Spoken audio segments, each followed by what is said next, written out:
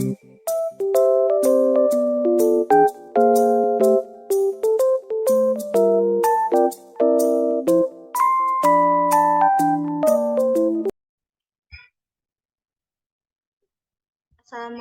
warahmatullahi wabarakatuh. Di sini kami akan mempresentasikan tentang pesawat Atwood dengan anggota kelompok. Saya sendiri Anggun Kurniati dengan NIM 2203554. Nanda Meira Triana 2203587. Nurul Halimah dengan NIM 2203592 dengan dosen pengampu Ibu Putri Dwi Sundari SPD MPD dengan asisten dosennya Kak Nabilah Ikrimah Ayani.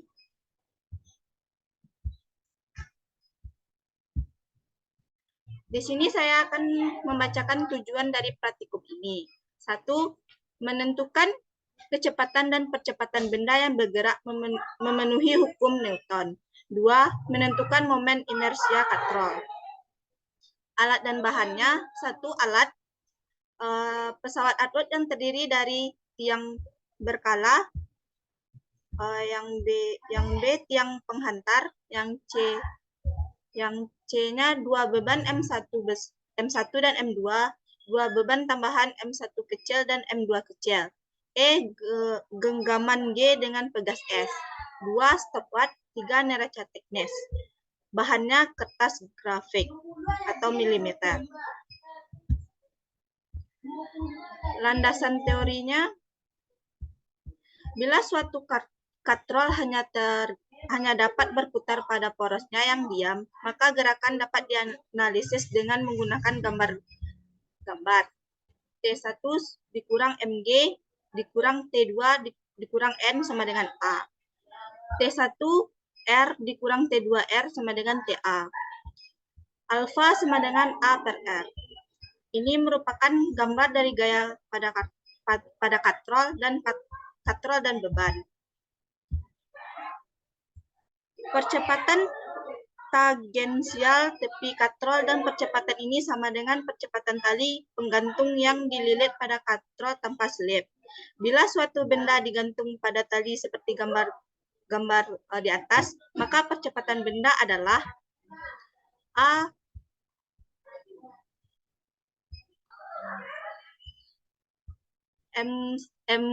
M ditambah M1 dikurang M2 per M ditambah M1 ditambah M2 ditambah 1 per R2.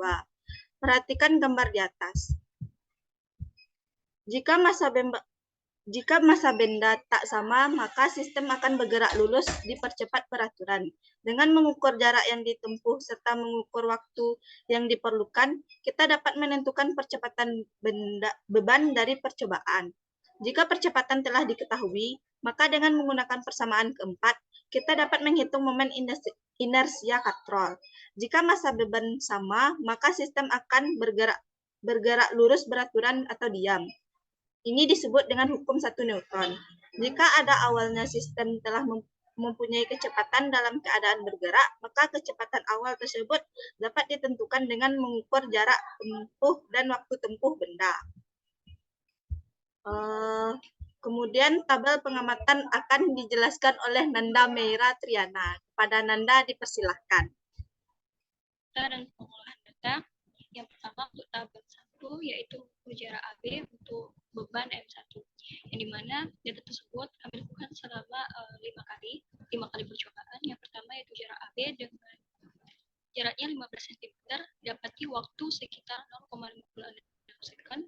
Yang kedua 20 cm, jarak 20 cm didapati waktu sekitar 0,77 second.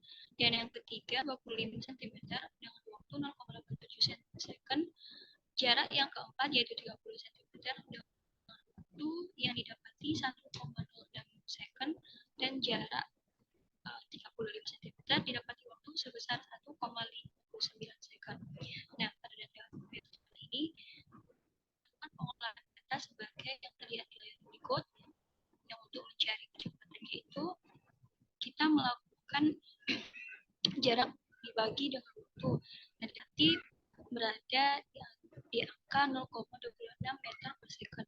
Nah, untuk mencari delta V0 dilakukan rumus sebagai berikut: 2 per T dikali delta X ditambah XAB per T kuadrat kali delta T, yang dimana didapati nilainya 0,004202 meter per second. Nah, untuk mencari kesalahan relatifnya, dilakukan pencarian delta V0 per V yang didapati 0,016. Nah, untuk mencari persen KR-nya dikali dengan 100%, yang dimana didapati 1,6%. Untuk mencari berartinya dilakukan rumus 1 min log KR dapati 2,79. Nah, untuk pelaporannya sendiri dilakukan dengan V0 plus delta V, yaitu 0,26 meter per second plus minus 0,004 meter per second. Nah, data untuk mencari pengolahan sumber data dilakukan hal yang serupa seperti yang dijelaskan sebelumnya. Untuk tabel yang kedua, yaitu untuk beban M2 di jarak B sekitar 5 cm didapati 0,31 second, 20 cm didapati 0,4 second, 25 cm 0,59 second, 30 cm 0,72 second, dan untuk jarak 35 meter didapati waktu 0,97 second. Hal yang juga dilakukan untuk tabel 2. Oke, untuk tabel 3.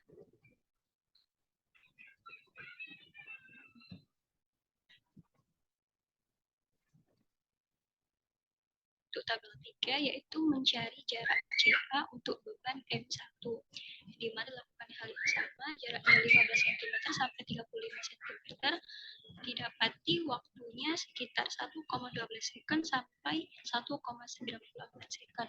Nah, untuk mencari pengolahan datanya yaitu A0 sama dengan 2 kali jaraknya per T kuadrat CA, di mana didapati 0,24 meter per second. Nah, untuk mencari delta A0-nya dilakukan rumus sebagai berikut: 2 per T kuadrat delta dikali delta X ditambah 4 kali CA per T kuadrat dikali delta T, di mana didapati 0,0024 4008 meter per second kuadrat. Nah, untuk mencari KR-nya dilakukan dengan delta A 0 per A0, di mana didapati 0,010. Untuk persen KR-nya didapati 1%, dan untuk AB-nya itu dengan rumus 1 min log KR dan didapati hasilnya yaitu 3. Pelaporannya sendiri yaitu A0 plus minus delta A0, yaitu 0,93 meter per second kuadrat plus minus 0,0937 53125 meter per second kuadrat.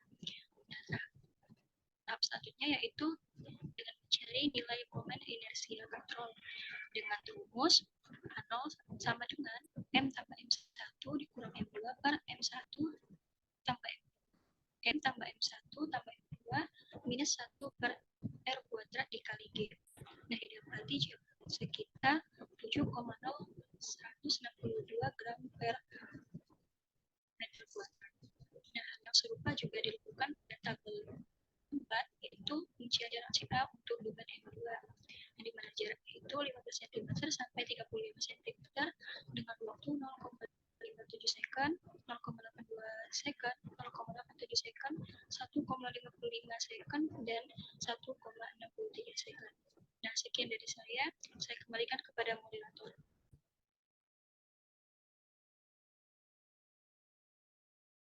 Terima kasih kepada Nurul Halimah. Selanjutnya pembahasan akan dibacakan oleh Nanda Meratriana. Kepada Nanda Meratriana dipersilakan. Baik, terima kasih sebelumnya kepada moderator. Di sini saya akan membahas terkait dengan praktikum pesawat atut ini. Pada percobaan ini dilakukan penimbangan massa beban untuk M1, M2, M1 kecil, dan M2 kecil menggunakan neraca teknis. Pada M1 didapati beratnya itu sebesar 100,8 gram dan M2 didapati masanya juga sama yaitu 100,8 gram. Sedangkan untuk beban tambahan M1 kecil memiliki berat sebesar 5,2 gram dan M2 kecil sebesar yang sama dengan beban M1 kecil, sehingga memiliki berat total yang berada pada angka 10,2 gram. Selanjutnya, Pada pengukuran pertama dan kedua, dilakukan pengukuran jarak AB, yang nantinya akan dilakukan perhitungan waktu yang diperlukan benda dari titik A menuju titik B menggunakan alat stopwatch. Kemudian dilakukan perhitungan dengan rumus yang telah ditetapkan. Selanjutnya pada percobaan ketiga dan keempat dilakukan pengukuran antara jarak dari titik C ke titik A dengan waktu tempuh yang di mana nantinya dilakukan pengukurannya sebanyak 5 kali. Pada percobaan pesawat Atut ini diperlukan ketelitian dan ketepatan dalam pengukurannya, serta didapati beberapa kesulitan mulai dari kesalahan alat serta sedikit kekeliruan dalam menentukan data dalam pengolahannya. Namun, hal tersebut dapat diatasi dengan melakukan pengukuran kembali sehingga hasil yang didapatkan akan lebih akurat.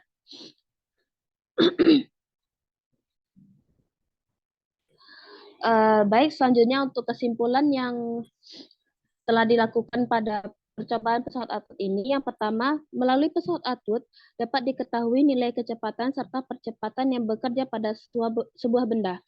Nilai kecepatan dan percepatan diperoleh dari percobaan mengenai gerak lurus berubah beraturan. Pada percobaan yang dilakukan, didapati nilai kecepatan benda sekitar 0,26 meter per sekon. Nilai yang didapati terjadi perubahan, namun tidak signifikan. Hal yang sama juga terjadi pada nilai percepatan yang didapati, di mana nilai percepatan yang didapati sebesar 0,25 meter per sekon, dan terjadi perubahan namun tidak signifikan. Hal ini sesuai dengan hukum Newton, yang di mana benda akan mengalami gerak lurus berubah beraturan pada percobaannya. Yang kedua, pada percobaan yang telah dilakukan, didapati nilai momen inersia sekitar 0,1 gram per cm², namun terjadi perubahan yang tidak beraturan. Untuk menentukan momen inersia dapat menggunakan rumus sebagai berikut, yaitu A sama dengan M ditambah M1 dikurang M2 per M ditambah M1 ditambah M2 ditambah I per R kuadrat. Dengan keterangan M1 itu massa beban 1, M2 yaitu massa beban 2, M1 kecil adalah beban tambahan 1, M2 kecil adalah beban tambahan 2, R merupakan resultan gaya, G yaitu gaya gravitasi, dan A percepatan. Sekian dari saya kembalikan kepada moderator. Terima kasih saya ucapkan kepada Naila Mela. Sekian presentasi dari kelompok kami. Jika ada salah dan kata kami mohon maaf. Saya akhiri dengan billahi taufiq wal hidayah. Assalamualaikum warahmatullahi wabarakatuh. Jangan lupa di like, komen, dan subscribe. Dah.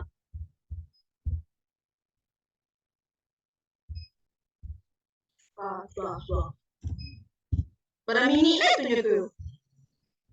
Hilangkan recordnya, Teh. Udah record.